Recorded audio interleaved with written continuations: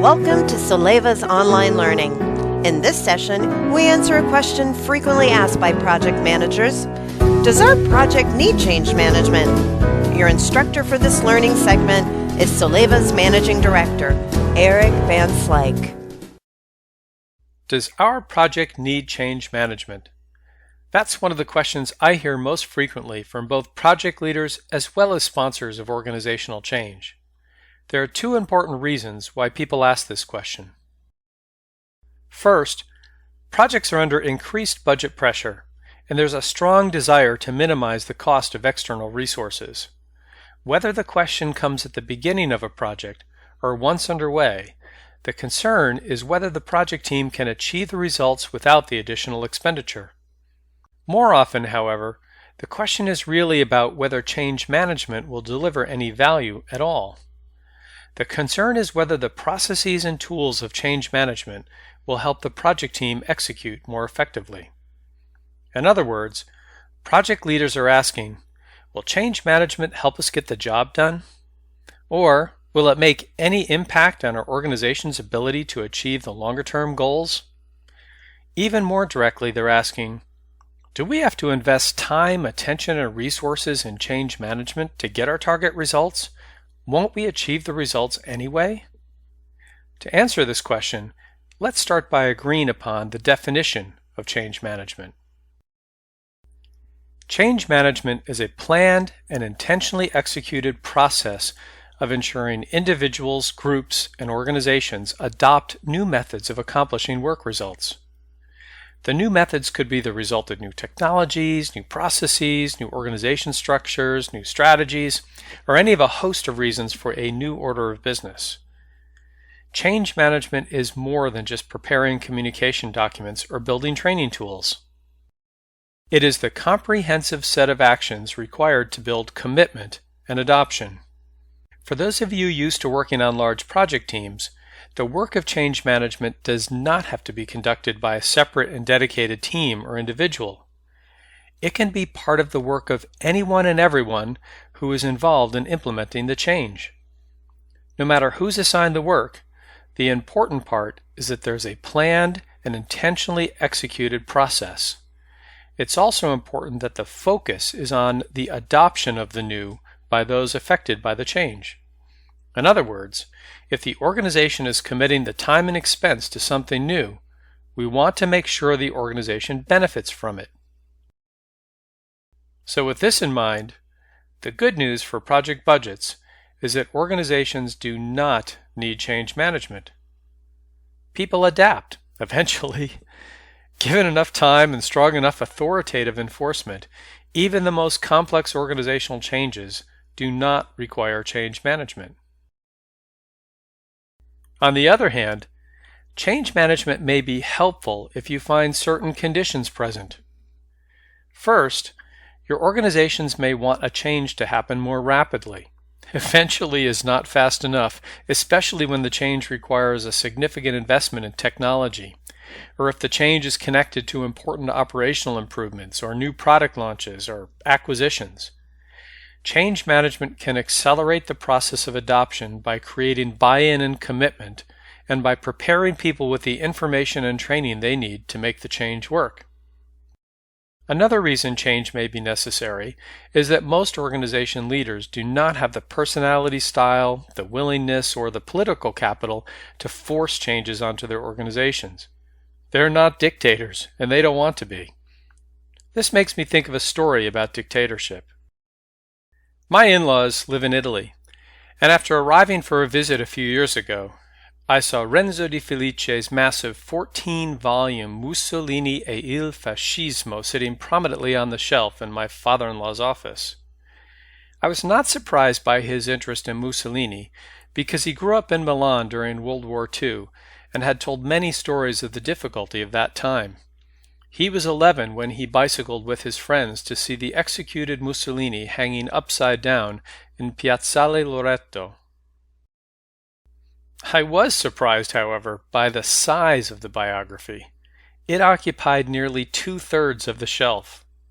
So when we gathered for dinner later that evening, I asked him what had he discovered from such an extensive account of Mussolini's life. He said, "I learned that dictatorship is very efficient. A dictator can get important things accomplished in a short period of time." "But," he said, smiling with a twinkle in his eye, "dictators eventually hang upside down in the public square."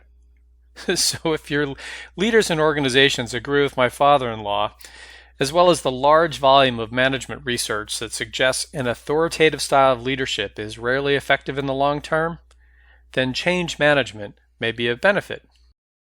A planned and intentionally executed change process goes beyond the hammer of authoritarian enforcement and offers a variety of tools for influencing adoption and commitment. Finally, change management likely is necessary when the context of the change is social.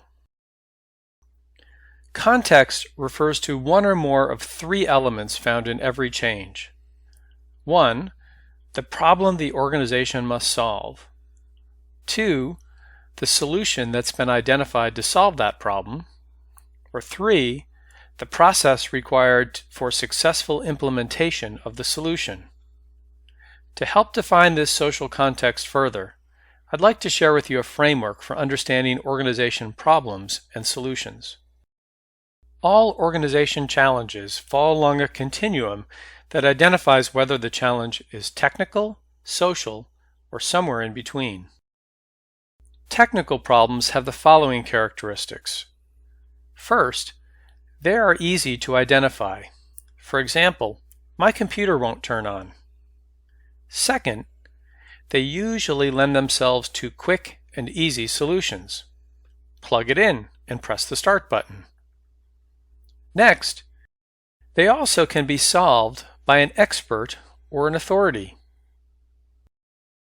When we have technical problems, we may not know the answer, but we know that if we call the help center, we'll find a technical expert who can provide a quick fix to the problem.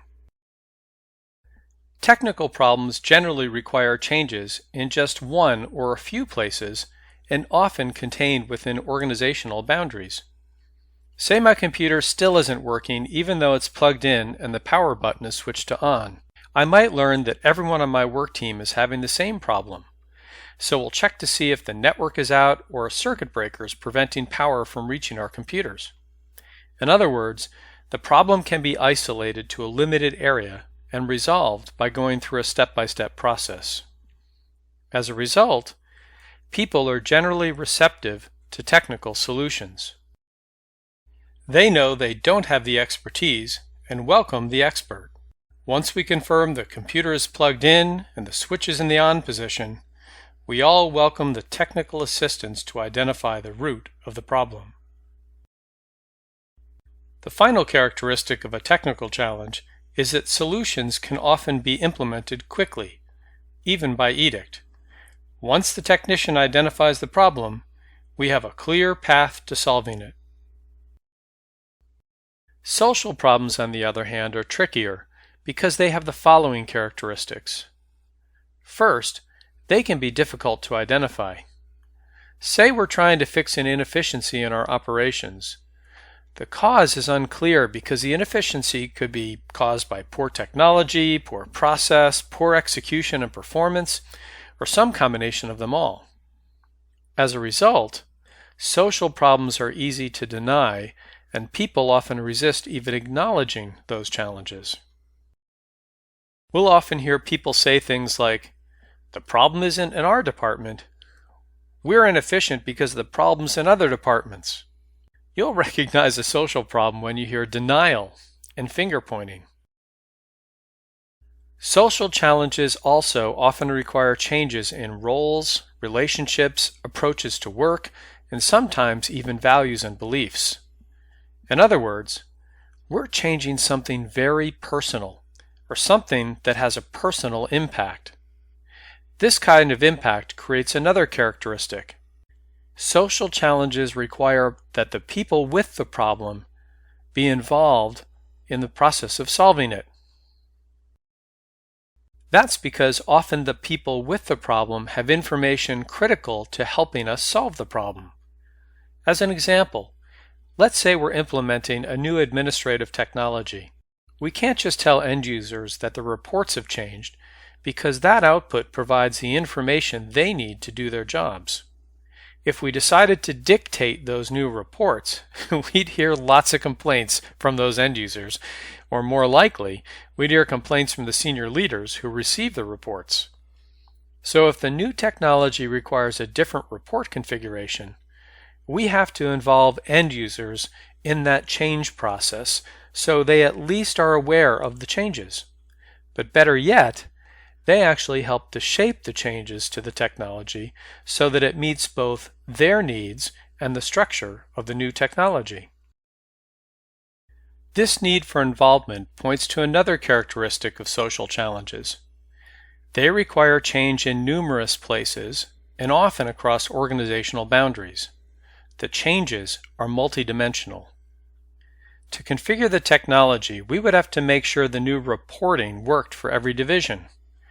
Or we'd have to understand whether we needed to create variations to meet the specific needs of each division. So to make the reporting work, we need to recognize the many dimensions required for that solution. Finally, as we can tell from these examples, solutions, or the process of creating solutions, can require experiments, new discoveries, or even negotiations. As a result, they can take time to implement and are not easily implemented by an authoritative edict alone. But don't forget what we discussed up front. Even with social challenges, we can drive solutions authoritatively because people and organizations adapt. But solving challenges with a social context becomes easier when we involve stakeholders, when we develop a shared understanding of the many dimensions of the challenge, and when we're willing to use trial and error to find a solution that works for everybody. In reality, most organizational changes are solving problems that have elements of both technical and social challenges. Even changes which seem purely technical can have a social component because they're implemented in the context of a social organization. A simple technology upgrade, for example, may inadvertently highlight social challenges our organization must address.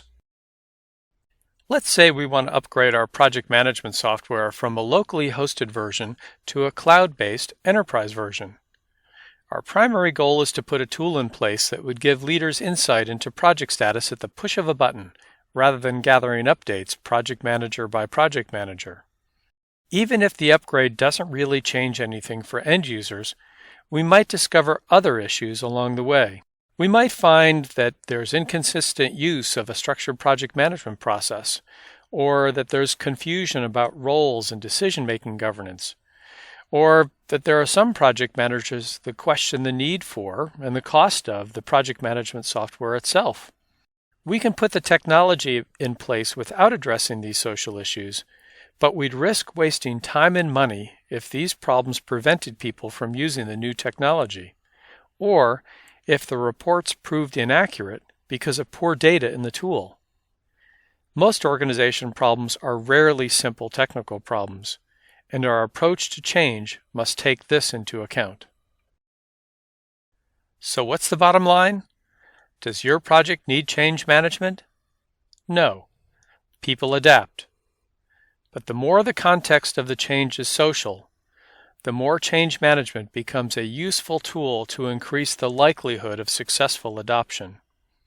In addition, the tools of change management will accelerate the process of integrating the change into the organization's standard way of doing business.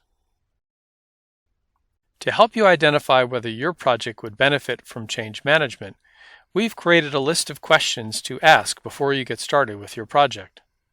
We've included these questions in a quick reference guide you can download by clicking on the link below this video. Our quick reference guide not only lists the questions, it also provides guidance to help you know how to respond based upon the answers you find in your specific project context. If the answers to these questions show that your project has social goals and social success measures, tight timeframes, or stakeholders who do not yet agree about the problem or the solution, then you should include change management activities in your project plan. It also is a good idea if your organization or your project leader does not yet have strong experience implementing change. A planned and comprehensive approach to change will increase your chances of success. By answering these questions, you will learn whether your project will benefit by having a focused change management effort. Thank you for joining me for this segment of Solevas Online Learning. I hope you've learned something new that builds your capacity to lead change. Don't forget to download our quick reference guide that provides practical tips to support your change management decision making. Also, make sure to visit Soleva.com, where you can find videos, blogs, white papers, and other Soleva services designed to support your change management learning needs. See you next time.